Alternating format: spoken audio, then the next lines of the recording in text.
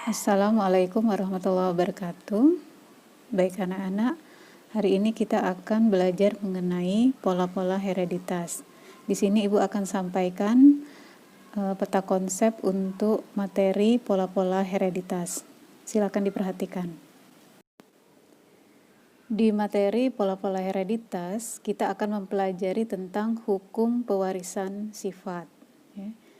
Jadi, mencakup hukum pewarisan sifat. Hukum pewarisan sifat ini terdiri dari dua, yaitu hukum 1 Mendel dan hukum 2 Mendel.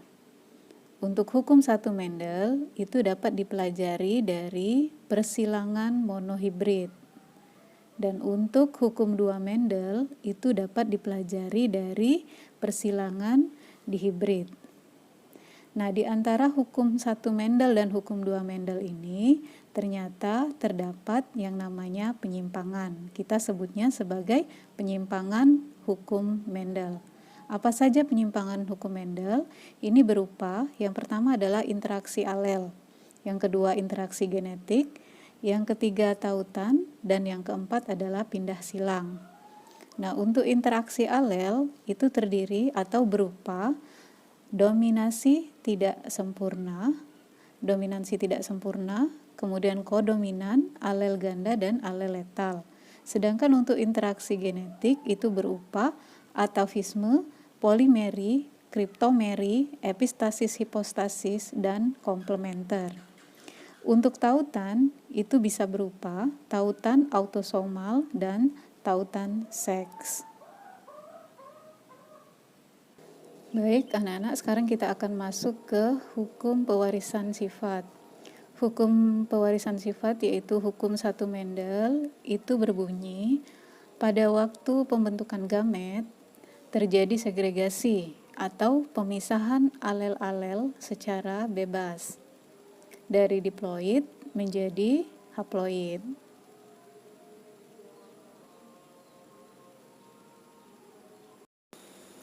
Ibu ulangi, jadi bunyi hukum 1 Mendel adalah pada waktu pembentukan gamet terjadi segregasi atau pemisahan alel-alel secara bebas.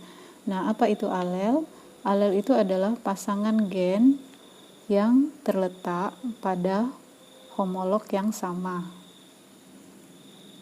Jadi alel itu adalah pasangan gen yang terletak pada homolog yang sama.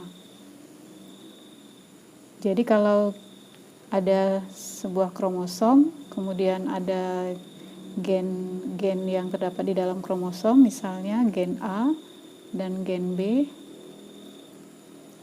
Kemudian ada kromosom homolognya, yaitu gen pasangan dari gen A besar itu adalah A kecil. Gen B besar itu adalah B kecil. A besar dengan A kecil itu disebut sebagai sealel. Jadi misal untuk gen A dia menunjukkan sifat kulit normal atau berwarna, sedangkan untuk gen A kecil itu memunculkan sifat albino. Jadi genotip A besar A kecil itu memunculkan sifat kulit normal. Untuk kulit normal itu kita sebut sebagai fenotip. Jadi fenotip itu adalah penampakan organisme secara fisik.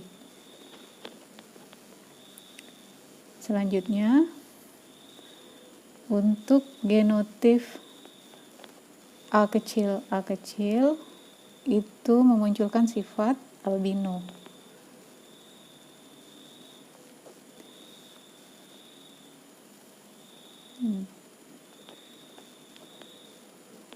A besar A kecil atau A kecil itu kita sebut sebagai genotip. Genotip di sini adalah penyusun genetikanya, ya. Penyusun genetiknya. Jadi rumus dari penampakan fenotip itu kita sebut sebagai genotip atau penyusun genetiknya.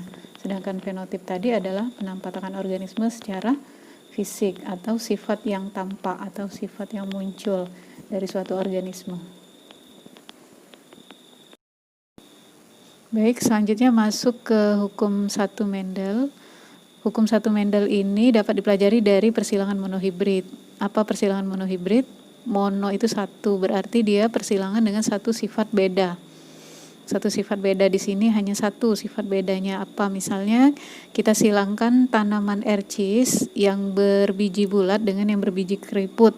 Berarti sifat keriput dan sifat bulat ya. Satu saja yaitu biji di sini.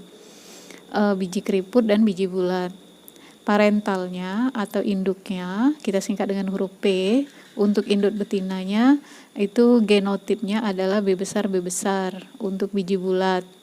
Untuk gamet jantan itu adalah B kecil, itu fenotipnya adalah biji keriput. Kemudian kita cari dulu gametnya. Kita cari dulu gamet. Nah, di sini berlaku hukum 1 Mendel ya. Pemisahan gen secara bebas, yaitu B besar hanya satu macam berarti gametnya yaitu B besar. B kecil juga satu macam yaitu B kecil. Nah, gamet ketemu dengan gamet jantan ketemu dengan gamet betina, didapatkanlah F1-nya ya. F1 itu adalah filial, singkatan dari filial. Filial itu sama dengan keturunan. Keturunan pertama itu adalah B besar dan B kecil. B besar, B kecil itu penotipnya adalah biji bulat karena B besar itu bersifat dominan menutupi sifat B kecilnya yang keriput. Jadi didapatkanlah F1-nya seluruhnya atau 100% itu berfenotip biji bulat. Berikutnya F1 kita silangkan sesama F1. Untuk induk betinanya B besar B kecil kita silangkan dengan induk jantan yaitu B besar B kecil juga. Kemudian kita cari lagi gametnya. Karena dia berbeda hurufnya, ada huruf B besar ada huruf B kecil, maka gametnya ada dua macam, yaitu gamet B besar dan gamet B kecil. B besar dan B kecil sama untuk jantan dan betina. Nah, kemudian masukkan ke dalam diagram papan catur. Kita buat dulu diagram papan caturnya. Di sini kita pisahkan antara gamet jantan dengan gamet betina. Ini adalah F2-nya. Untuk gamet betina tadi B besar, B kecil. Untuk gamet jantan juga B besar dan B kecil. Kemudian temukan antara gamet jantan dengan gamet betina. Didapatkanlah B besar, B besar. Kemudian B besar, B kecil. Kemudian B besar, B kecil. Nah, di sini aturannya harus menuliskan dulu huruf yang besarnya, baru huruf kecilnya. Kemudian B kecil, B kecil. Nah, untuk genotip B besar, B kecil itu penampakannya atau fenotipnya itu adalah bulat, biji bulat. Sedangkan untuk B besar, B kecil juga sama, dia bulat. B besar, B kecil bulat, kemudian B kecil, baru keriput ya, karena tidak ada gen yang menutupinya, gen dominan. Dia resesif, maka resesif ketemu dengan resesif baru muncul sifat keriputnya. Nah, bagaimana dengan perbandingan genotipnya?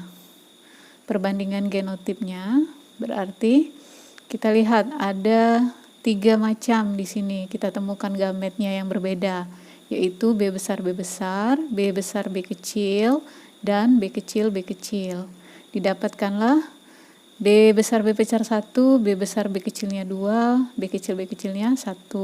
Jadi perbandingan genotipnya adalah 1 banding 2 banding 1. Nah, untuk perbandingan fenotip, ya, perbandingan sifat yang tampak, itu kita lihat hanya ada 2, ya, ada biji bulat dan ada biji keriput. Jadi kita buat di sini fenotipnya adalah biji bulat berbanding dengan biji keriput. Untuk biji bulat kita hitung ada 3, jumlahnya, kemudian untuk biji keriput ada 1. Berarti untuk perbandingan fenotip, biji bulat dengan biji keriput itu adalah 3:1. Sedangkan untuk fenotipnya, perbandingan genotipnya, itu adalah 1:2:1. Selanjutnya adalah mengerjakan latihan soal berikut ini.